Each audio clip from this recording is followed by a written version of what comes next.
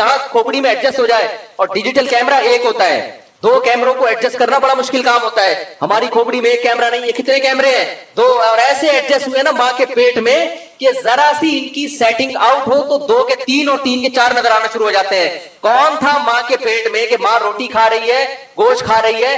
کون ہے ماں کے پیٹ میں جو بچے کی آنکھیں بنا رہا ہے اور ورنیل کیلیپر کے ذریعے اس کو جناب اس کی پتلیوں کو ایڈجسٹ کر رہے ہیں؟ کون تھا ماں کے پیٹ میں؟ خدا کی قسم یہ خود بخود نہیں ہو سکتا. تو ہم کلمے میں اقرار کرتے ہیں یہ کائنات بنی نہیں ہے بلکہ اس کو بنایا گیا ہے, یہ بنایا گیا ہے. دوسری بات ہم نے کلمے میں اقرار کیا, یہ کلمہ جو ہے نا حدیث میں آتا ہے سب سے افضل ذکر لا الہ الا اللہ ہے. اس کی وجہ ہے کہ اس میں بہت سارے نظریوں پہ تلواریں چل رہی ہیں. دوسرا ہم اس میں اعتراف کرتے ہیں کہ جس نے بنایا ہے وہ ایک ہے. جس نے بنایا وہ کتنے ہیں؟ ایک. وہ ایک سے زیادہ. اس میں ان لوگوں کی نفی ہو گئی جو خدا کو تو مانتے ہیں لیکن بے شمار خدا ہے, اتنے بت ہیں. میں تھائی لینڈ گیا, وہاں پوری بتوں کی ہول سیل مارکیٹ ہے, 4 بتوں پہ ایک فری مل رہا ہے. وہاں مجھے بتایا کہ 4 بھگوان خریدو ایک فری ہے. خیر میں نے کہا اب تمہارا اپنا بھگوان سے تمہارا تعلق ہے, تم جانو بھگوان جانے, ہم تو خدا کو مانتے ہیں بھائی, ٹھیک ہے نا. وہ بغیر پیسوں کے ملتا ہے, وہ فری ہے, جب اس کو ہاتھ اٹھا کے مانگو وہ آپ کی پکار سنتا ہے. تو اس میں اللہ نے یہ بھی بتا دیا کہ وہ کتنے ہیں؟ ایک. تیسرا اس میں کیا ہمیں, اس کا نام اللہ ہے. اس کا نام کیا ہے؟ اللہ. بہت سے لوگ دنیا میں ایسے ہیں جو کہتے ہیں ہم خدا کو تو مانتے ہیں, گاڈ ہے, کریٹر ہے. بہت سے سائنسدان بھی مانتے ہیں, وہ کہتے ہیں کائنات خود سے بن نہیں سکتی. بہت سے سائنسدان اس نظریے پہ سختی سے رد کرتے ہیں کہ آٹومیٹیکلی بنی ہے. وہ ہنستے ہیں اس پہ کہ یار یہ خود ہی سے دھماکہ ہو گیا. کہہ رہے ہیں انرجی کے بغیر دھماکہ کیسے ہوا؟ وہ انرجی کہاں سے آئی اور مادہ کہاں سے آیا؟ انرجی مادے میں کنورٹ ہوئی ہے تو انرجی تو پہلے سے کہیں سے آئی ہوگی نا, عدم سے تو کچھ بھی نہیں آ سکتا, تو کوئی ذات ہے. لیکن وہ کہتے ہیں ہم یہ کیوں مانے کہ وہ اللہ ہے؟ مسلمانوں کو ہم کیوں لفٹ کرائیں؟ میں سمجھا پا رہا ہوں اپنی بات بھائی, ہم کیوں مانے کہ اللہ ہے؟ بس ہے تو خدا ہے, کریٹر ہے, بنایا ہے, اس کا نام اللہ, یہ ہمیں کہاں سے پتا چل گیا؟ کیونکہ اگر وہ مانیں گے کہ وہ اللہ ہے تو پھر قرآن ماننا پڑے گا, پیغمبروں کو ماننا پڑے گا, پھر نماز ہے, پھر زکوٰۃ ہے, پھر مولوی کو بھی بیچ میں لانا پڑے گا کہ طلاق ہو گئی ہے کہ نہیں ہو گئی ہے, وراثت میں کس کا ہے, کتنی شادیاں کر سکتا ہوں, کتنی نہیں کر سکتا. وہ کہتے ہیں یہ تو ریاست بتائے گی آپ کو, مولوی سے کیوں پوچھ رہے ہو؟ تو یہ سارے نا لوازمات اس کے بیچ میں آ جائیں گے. تو انہوں نے کہا وہ ہے مگر وہ اللہ بولو نہیں. ہم ان سے کہتے ہیں کہ دیکھو ایک خدا وہ ہے جو اپنے بندوں سے تعلق رکھتا ہے, جس نے موسیٰ کلیم اللہ کو بھیجا, جس نے آدم کو بھیجا, نوح علیہ السلام کو بھیجا, جو کلام نازل کرتا ہے تورات کی شکل میں, انجیل کی شکل میں, قرآن کی شکل میں. اس میں ہمیں پورا اس کا انٹروڈکشن مل رہا ہے. یہ بھی پتا چل رہا ہے کہ یہ اس کا تعارف کیا ہے, اللہ لا الہ الا هو الحی القیوم. جب ہم پوچھتے ہیں کہ تیرا تعارف کیا, وہ کہتا ہے میں وہ ذات ہوں جس کے سوا کوئی عبادت کے لائق نہیں, لا تأخذہ سنۃ ولا نوم, اسے نہ نیند آتی ہے نہ اونگ آتی ہے, لہ ما فی السماوات و ما فی الارض, ساری کائنات کا تن تنہا میں مالک ہوں, یعلم ما بین ایدیہم و ما خلفہم, جو ہو چکا, جو ہو رہا ہے, جو ہوگا, سب کچھ جانتا ہوں میں. کن باتوں سے خوش ہوتا ہوں یہ بھی بتا رہا ہے, کن باتوں سے ناراض ہوتا ہوں یہ بھی بتا رہا ہے. وہ کہہ رہا ہے کہ میں توحید سے خوش ہوتا ہوں, کوئی میری عبادت کرے, اطاعت کرے, اس سے خوش ہوتا ہوں, کوئی میرے لیے غریبوں کو کھانا کھلائے, اس سے خوش ہوتا ہوں, کوئی گھر میں مسکرا کے داخل ہو, اس سے خوش ہوتا ہوں, بد اخلاق لوگوں سے خوش نہیں ہوتا, زنا کرنے والوں سے خوش نہیں ہوتا, سود کھانے والوں سے خوش نہیں ہوتا. وہ پورا اپنا انٹروڈکشن کروا رہا ہے. اس کا نام ہے اللہ. اللہ کے علاوہ اگر کوئی اور خدا ہے تو وہ چپ بیٹھا ہوا ہے. وہ ہم انگریز سے پوچھتے ہیں اگر اللہ کے علاوہ کچھ اور ہے تو وہ کیا کہہ رہے ہیں؟ وہ کہنے کچھ بھی نہیں کہہ رہا. وہ کون سی کتاب ہے بھائی جس میں اس کے احکام لکھے ہیں؟ کہہ رہے کوئی کتاب نہیں ہے. ہم کہتے ہیں یار مجھے ایک بات بتاؤ, ایک ملک نے 2 سفیر بھیجے, ایک سچی مچی کا سفیر ہے, امریکہ نے 2 سفیر بھیجے آپ کے پاس, ایک ہے سچی مچی کا اور ایک ہے جھوٹی موٹی کا. سچی مچی کا آ کے آپ کو پیپر بتا رہا ہے کہ امریکہ نے یہ پیغام بھیجا ہے کہ اڈے دے دو ہمیں ورنہ ایسی کی تیسی کر دیں گے, یا کوئی اور اچھا پیغام لے آؤ نا, ہمیں دھمکیاں کیوں لے کر آ رہا ہے؟ امریکہ نے کہا ہے کہ میں آپ کی حکومت اب گر رہی ہے, پیٹرول سے سنا ہے کہ بیویاں بھی مارکیٹ سے شارٹ ہونے لگی آپ لوگوں کی, تو اب میں آپ کو IMF سے قرضہ دلوا رہا ہوں. وہ پورا ایک اس کے پاس پیکج ہے اور اس کے پاس سند ہے, اسٹیمپ ہے, سب کچھ ہے. دوسرا گھننا بنا ہوا ہے چپ, وہ بول ہی نہیں رہا کہ یہ جھوٹ بول رہا ہے, میں ہوں اچھا, میں صحیح ہوں, میں اصل سفیر میں ہوں. وہ کیا بنا ہوا ہے؟ وہ چپ کر کے بیٹھا ہوا ہے. ہم تو بھائی پھر اسی سفیر سے ڈیلنگ کریں گے یار جس کے پاس پیپر بھی ہے, آرڈر بھی ہے. اب جب یہ اوریجنل سفیر چلا گیا تو جھوٹی موٹی والے نے بولا کہ اصل تو میں تھا. ہم رکھ کے تھپڑ لگائیں گے نہیں لگائیں گے؟ اب تو بتا رہا ہے گھنٹے سے تو وہ تقریر کر رہا ہے, میں اس سے ایک اور اچھی چٹکلے والی مثال بتاتا ہوں. ہمارے ایک دوست کی شادی نہیں ہو رہی تھی, یہ مثال جلدی سمجھ میں آئے گی آپ لوگوں کو. وہ مجھے لے گئے کہیں پیغام, پرانی بات ہے 2006 کی بات ہے میرا خیال ہے, وہ مجھے لے گئے سفارشی بنا کے. اب میں مولوی تھا تو میں نہا دھو کے صاف ستھرے سفید کپڑے کاٹن کلف پہنے, میں نے کہا تھوڑا لڑکی کے ابا پہ رو پڑے گا, سفارش قبول کریں گے میری. پگڑی چھگڑی باندھ کے میں چلا گیا, اب وہ گھریلو کپڑوں میں. اب میں جب جا کے بیٹھا ہوں تو لڑکی کے ابا سمجھ رہے ہیں کہ میں آیا ہوں اپنے رشتے کے لیے, تیار میں ہوا تھا. اب وہ مجھ سے بات کر رہے ہیں, بیٹا آپ کی تنخواہ کتنی ہے؟ میں نے کہا یار مجھ سے پتہ نہیں کیوں پوچھ رہے ہیں تنخواہ کتنی ہے. 2-3 سوال کیے تو میں نے فوراً کہہ دیا حضرت میں ان کے رشتے کے لیے آیا, میرا فرض بنتا تھا نا. میں نے فوراً کہہ دیا میں نہیں ہوں, کون ہے یہ ہیں. اگر میں گنڈا بن کے تنخواہیں بتاتا رہتا اور یہ ہے اور یوں ہے اور گھنٹہ اور پوری میں ڈیٹیل بتاتا, وہ کہتے چلو میری طرف سے قبول ہے, پھر میں آخر میں کہتا کہ اصل میں تو یہ ہے, وہ رکھ کے تھپڑ لگاتے کہ نہیں لگاتے کہ اگر اصل یہ ہے تو پہلے سوال میں ہی بتا دیتا نا, گھنٹے سے کیوں بیٹھا ہوا ہے وہ, تو نہ میری ہوتی نہ اس کی ہوتی, وہی تو پھر بھی نہیں کسی کی, لیکن ایک بات کر رہا ہوں نہ میری ہوتی نہ اس کی ہوتی. تو بھائی اگر اللہ خدا نہیں ہے تو جب اللہ معاذ اللہ اگر جھوٹا ہے تو وہ کہہ رہا ہے میں نے موسیٰ کو بھیجا, قرآن نازل کیا, پیغمبروں کو بھیجا, اپنا انٹروڈکشن کروا رہا ہے, تو جو اوریجنل سچی مچی کا ہے وہ آگے بتاتا کیوں نہیں ہے کہ یہ غلط ہے؟ وہ ہزاروں سال سے چپ بیٹھا ہوا ہے, اب بھی بیٹھا ہوا ہے اور بیٹھا ہی رہے گا, تو اس کو بیٹھے ہی رہنے دو, اس کو لفٹ کرانے کی کوشش. ہم اس خدا کو مانیں گے جو ہم سے کلام کرتا ہے, جو کہتا ہے بتاتا ہے کہ کیا مجھے پسند ہے اور کیا مجھے ناپسند ہے, کن باتوں سے میں خوش ہوتا ہوں, کن باتوں سے میں ناراض ہوتا ہوں. وہ اللہ کے علاوہ کوئی اور ہے نہیں. تو لا الہ الا اللہ میں ہم اقرار کرتے ہیں کہ جو کریٹر ہے, گاڈ ہے, اس کا نام کیا ہے؟ اللہ ہے. یہ کتنی باتیں ہو گئی؟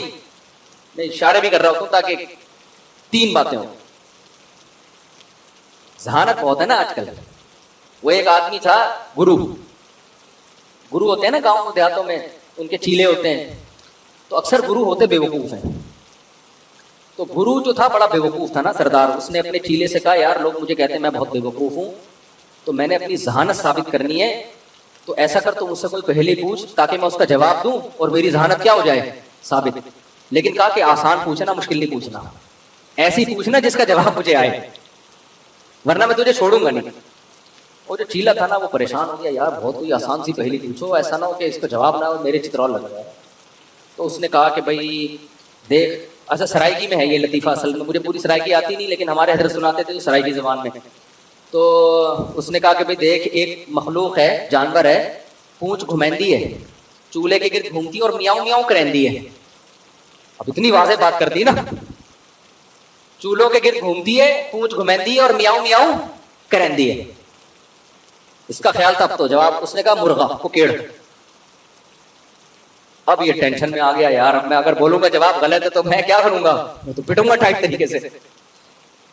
اب یہ تھا بڑا ہوشیار نا, اس نے کہا حضور لگتا ہے کسی نے دسیا ہے, کسی نے بتایا ہے, یہ جواب خود سے نہیں انسان کے دماغ میں اتنی ذہانت میں نے کسی انسان میں ایسی ذہانت نہیں دی. یہ لگتا ہے حضور کسی نے بتایا ہے آپ کو. حضور کہتے ہیں نہیں, عقل کی دوڑ ہے بھائی, یہ عقل کی دوڑ ہے, کسی نے بتایا نہیں. تو اس لیے میں جب کہتا ہوں نا کتنے ہو گئے تو میں یوں کر رہا ہوں تو آپ غلط جواب نہ دے دو. پھر بھی اگر غلط ہو تو پہلا اس سے کیا ثابت ہوتا ہے بھائی, پیدا کس نے کیا؟ کسی نے پیدا کیا ہے. نمبر 2 وہ اکیلا ہے. نمبر 3 اس کا نام کیا ہے؟ اللہ. اس کلمے میں ہم اقرار کرتے ہیں. چوتھا, بعض لوگ کہتے ہیں ٹھیک ہے جی ہم مان لیتے ہیں کوئی کریٹر ہے, کوئی خدا ہے, چلو مان لیا, اس کا نام کیا ہے؟ اللہ ہے. تو کریں کیا؟ ہے تو ہے بھائی, اس نے پیدا کیا, ہم لائف کو انجوائے کریں. ہم اس میں اقرار کرتے ہیں لا الہ الا اللہ, اس کے سوا کوئی معبود نہیں, یعنی وہ تو معبود ہے. معبود کسے کہتے ہیں؟ جس کی غلامی اختیار کی جائے گی. ہم نے مان لیا کہ وہ ہے تو اب اسی سے پوچھ کے زندگی گزارنی ہے. ساری باتیں کس کی فالو کرنی ہے؟ غلام کی اپنی کوئی مرضی نہیں ہوتی. وما خلقت الجن والانس الا ليعبدون, میں نے پیدا کیا اپنی غلامی کے لیے, ہر کام مجھ سے پوچھ کے کرنا ہے. ایک طرف آپ وکیلوں کو بلاتے ہو, یار میں یہ یہاں زیادہ تر ٹھیکیدار لوگ ہی ہیں نا کنسٹرکشن کرنے والے, یار میں تھوڑا سا یہ گیلری بڑھانا چاہتا ہوں, لیگل ہے کہ ان لیگل ہے؟ پوچھ رہے ہوتے ہیں کہ نہیں ہوتے؟ ویسے تو پاکستان میں پوچھنے کی بالکل بھی ضرورت نہیں ہے, لیکن پھر بھی احتیاطاً کیا کرتے ہیں, بات بات پوچھ لیتے ہیں لوگ, یار میں یہ کام کرنے جا رہا ہوں, یہ لیگل ہے کہ ان لیگل ہے؟ یار میں نے یہ کرنا ہے, یہ لیگل ہے کہ انلیگل ہے. چرسی پوچھ رہے ہوتے ہیں کہ یار میں یہاں سٹا پی سکتا ہوں یا کھلے عام بیٹھ کے, یا مجھے پائپ میں برساتی نالے میں لیگل ہے پاکستان. میں نے دیکھا ہے برساتی نالے میں آج کل, پہلے تو سیلابی ریلے آیا کرتے تھے, اب وہ ریلے کہیں اور سے جا رہے ہوتے ہیں. نالوں کے اندر کون بیٹھا ہوتا ہے؟ میں ولاگ بھی بناتا ہوں نا, تو میں نے کچھ دن پہلے چرسی دیکھے بیٹھے ہوئے, میرا خیال ہوا ولاگ بنا کے ڈالوں, بتاؤں کہ ہمارے حکمران کیا کر رہے ہیں, لیکن میں نے اس لیے ڈالے کہ سارے چرسی پہنچ جائیں گے. اچھا یہ بہترین لوکیشن مفتی صاحب نے بتائی ہے, ہمیں تو پتہ ہی نہیں تھا یہاں سب کا اجتماع ہوتا ہے, تو جو ہے نا اس لیے میں نے نہیں بنایا پھر. خیر, تو ہم نے کیا اقرار کیا کہ وہ معبود بھی ہے, اس کی عبادت کی جائے. عبادت کا مطلب صرف نماز روزہ نہیں ہے, ہر بات میں پہلے پرمیشن کس سے لینی ہے؟ اللہ سے. تو میرے بھائی قرآن سے پتہ چلتا ہے کہ جو لا الہ الا اللہ کا زبان اور دل سے اور عمل سے اقرار کرتا ہے, یعنی پریکٹیکلی اپنے آپ کو خدا کے حوالے کرتا ہے, وہ ہے کامیاب. اور جو اپنے آپ کو خدا کے حوالے کرنے کے لیے تیار نہیں ہے, میرے بھائی وہ کرونا کی 10 ویکسینیں لگا لے, ٹھیک ہے نا, 90 سال زندگی گزار لے, اللہ کہتا ہے انما تکونوا یدرککم الموت, چاہے تم چاند پہ بھی پہنچ گئے نا, آنا کہاں ہے؟ قبرستان. یہاں سے تو قبرستان ویسے بھی بہت قریب ہے.